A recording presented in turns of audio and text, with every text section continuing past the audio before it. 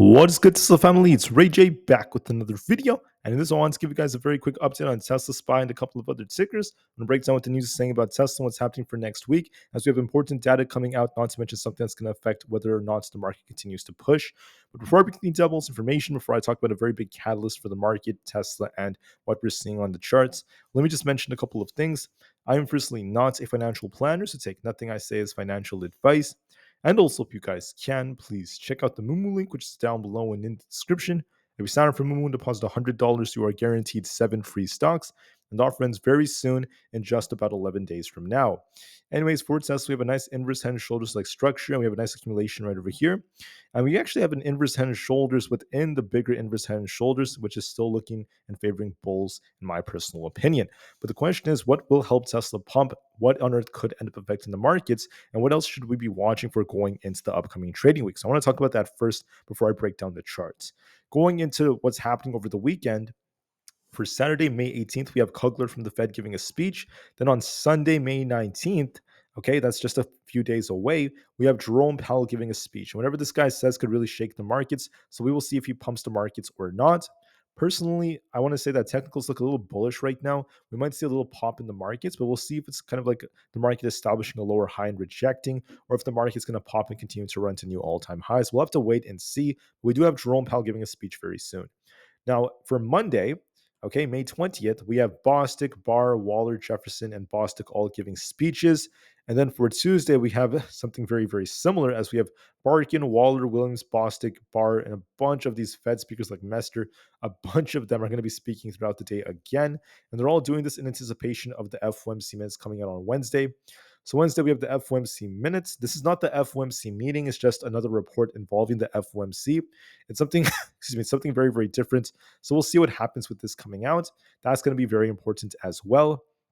Then we just have PMI reports coming out, not to mention Michigan data coming out for Friday. So very minor data, at least for the ending of the week. But the first couple of days will be very important with lots of Fed speakers. Jerome Powell starts us off on Sunday. Then we have a bunch of them on Monday and Tuesday. Then we have on Wednesday the very important FOMC minutes. Now we have something else that also came out. We have another update for the overall earnings calendar. So on Monday, we have Li Auto, Wix, and a few others. Then we have Palo Alto Networks, not to mention Zoom announcing earnings on Monday. For Tuesday, we have Macy's, Lowe's, AutoZone, and a few others. And then for Wednesday, we have Target, TJ Maxx, and Nvidia announcing its earnings. That's going to be very important. And then Ross is going to be announcing its earnings on Thursday after the market closes. So that's pretty much it, at least for earnings moving forward. The market is currently quite greedy, as we're seeing greed making up the majority of sentiment right now. And then we also have market momentum currently at greed. This is shifting a bit as we're seeing buyers stepping in. The puts and call option positioning is still at extreme greed. So we'll see if this shifts or not as we're at an extreme level and what the market does from here.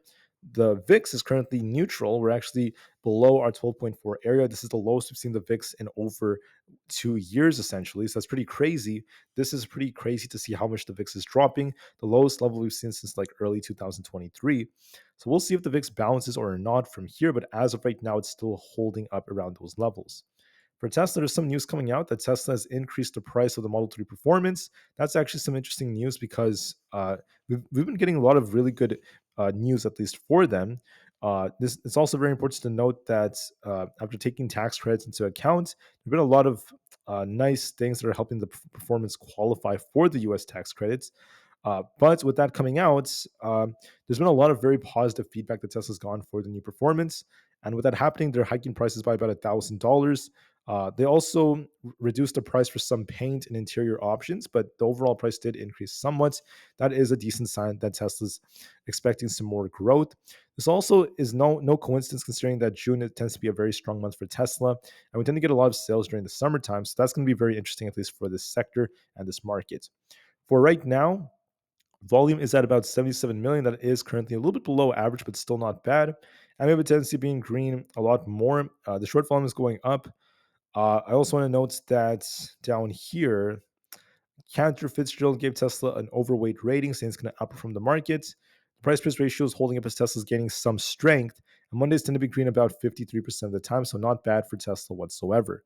So I'll talk more about seasonality a little bit later in one of my other videos, but just know that right now, technicals for Tesla in the market are still in favor of bulls. I'll be breaking down some important levels about that in a minute for a SPY and the others. But for Tesla, we have an inverse head and shoulders cup and handle like structure. I could see this actually pushing higher to at least 180 over the next 2 days. And then we could be looking for even more upside if we break past 182. So I'll be watching for that. This looks like a nice accumulation. So lots of buyers are kind of like buying shares at these levels. But if we were to lose 172, we do have a gap to fill down to 168. So we'll just have to wait and see. But the structure is still looking pretty good for Tesla for a potential push higher. We had this consolidation that happened for the last 2 days. And as a result of this, Tesla ended up pushing to the upwards direction and buyers ended up defending and winning. So right now for Tesla, I want to make it very clear that right now, technicals do favor the upside a bit more, and we could see a little push going into the next trading week. But whether or not this continues will be determined by other factors, such as Nvidia's earnings. Nvidia, not looking too bad right now. It actually has been dipping quite a bit. We could be looking for a rebound and a retest of our 50 EMA 932. So we'll see if we actually pump and break through, or if we kind of pump and get a rejection. I'll be watching that very, very carefully. For other tickers out there, we have SPY. SPY, in my personal opinion, is actually holding it relatively well. These are the two possibilities on SPY. So I do think SPY is going to push a little bit higher because Jerome Powell is giving a speech and we have this nice little liquidity grab right here. But the question is, will we reject and come short of the all-time high and then start sinking back down to about 526? Or do we break the all-time high and continue to rally? It's got to be one of those two most likely. I do anticipate us to push to at least 530, and we'll see if we break the high or not.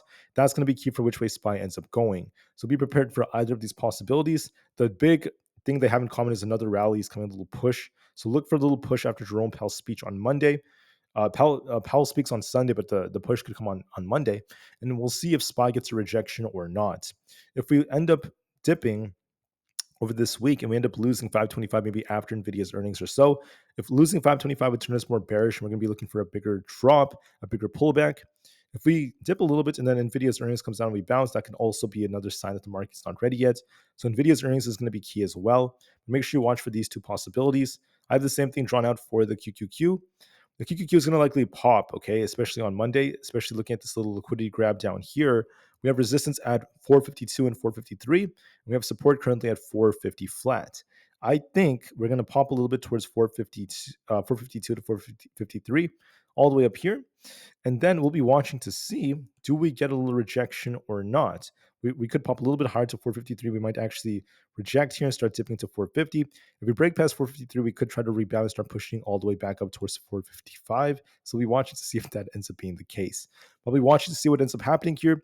If we break the all-time high, we're still bullish. If we come just short of it during this rebound and we end up rejecting, then we're back to bearish. So that's what I anticipate. A little push is going to likely come. I do think that's going to be the first move, a push to the upside direction. And we'll watch to see if we establish a lower high relative to this high right here or not. And that's going to be key. So look for a push on Monday and watch and see if you reject or not. That's going to be key for us. Apple's in the middle as well.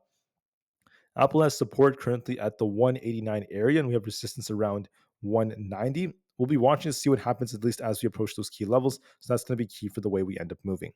But with that being said, guys, for the way the market's moving, we're at some very, very critical areas right now. So we want to be very, very patient. And we want to give the market as much time as necessary.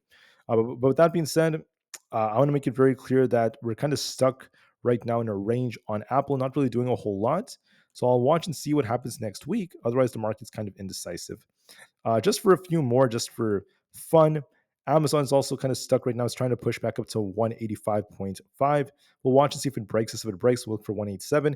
If it rejects, we're going to be dipping back down towards 183.